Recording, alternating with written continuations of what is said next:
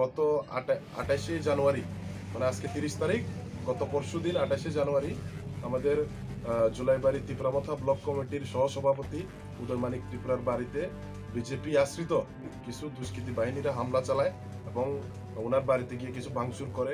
তারপরে সেখান থেকে আসার পরে আমাদের গলসি বিসির যে দলীয় কার্যালয়, ত্রিপুরামথার যে দলীয় কার্যালয়, সেখানে এসে ওনারা হামলা করে এবং আমাদের পার্টি অফিসে যত ফ্ল্যাগ ফেস্টুন ওনারা নষ্ট করেছে এবং আমাদের পার্টি অফিসের যে আসবাবপত্র বলুন বা বাইরের যে আমাদের টিন দিয়ে তৈরি যে পার্টি অফিস, সেটা নষ্ট করেছে। তো আমরা ইতিমধ্যে গতকালকে আমরা এফআইআর দায়ের করেছি এবং আগামী দিনে যাতে এইসব ঘটনা না হয় এই জন্য আমরা আজকে এই সাংবাদিক সম্মেলন। এর কারণটা হচ্ছে, আপনারা জানেন যে রাজনীতিতে লড়াই বা কি বলে যে গণতন্ত্রের লড়াই, এটা শুধুমাত্র ভোটাধিকার প্রয়োগ করে হওয়া উচিত। আপনারা যদি বিজেপি বলুন, ত্রিপুরামথা বলুন, কংগ্রেস বলুন, সিপিএম বলুন, যদি কেউ কোনো পার্সোনাল ভাবে যদি কোনো নেতার উপর আক্রমণ, পার্টি অফিসের উপর আক্রমণ, সেটা যাতে না হয়, এটার জন্য আমাদের আবেদন।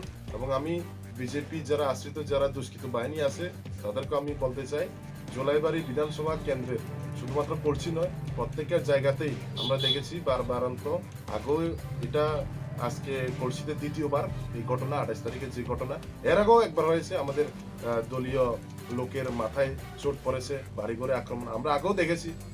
এটা সহ আজকে কলসি বিসিতে দ্বিতীয়বার এই ঘটনা, এবং এই ঘটনা যাতে পুনরাবৃত্তি না হয় আমরা বারবার আবেদন করছি।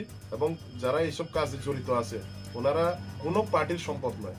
আজকে ক্ষমতায় যারা রাজ্য সরকার যারা ক্ষমতায় আছে, বিজেপি আইপিএফটি সরকার যারা ক্ষমতায় আছে, আজকে ওদের গুন্ডা বাহিনী হিসেবে ওরা কাজ করছে এবং পার্টির নাম কালিমালিপ্ত করছে। এবং পার্টি 4 বছর ধরে ত্রিপুরা রাজ্যে যে সরকার চালাচ্ছে, 4 বছরের যে এই ব্যর্থতায় ওরা মাথা বা মুখ লুকানোর জন্য আজকে তারা সন্ত্রাসের মানে কি বলে সন্ত্রাসের সাথে এসেছে। তো আমি বলতে চাই এসব ঘটনা না হোক। এবং আমি জানি এর মধ্যে কারা কারা জড়িত আছে, জুলাইবাড়ি মন্ডল বলুন বা জুলাইবাড়ির প্রশাসনিক পদে যারা আছে, বিজেপি নেতৃত্ববৃন্দ কারা কারা আছে আমরা জানি।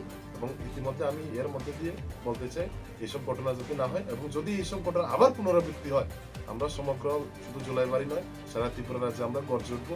এবং আমাদের যুব সংগঠন ওয়াইটিএফ এর তরফ থেকে আমরা বলছি, যুব সংগঠনকে আপনারা মানে রাজনৈতিক কাজে বা রাজনৈতিক কর্মকাণ্ডে একতা আনতে বা রাজনৈতিক কর্মকাণ্ডে ইউজ করুন।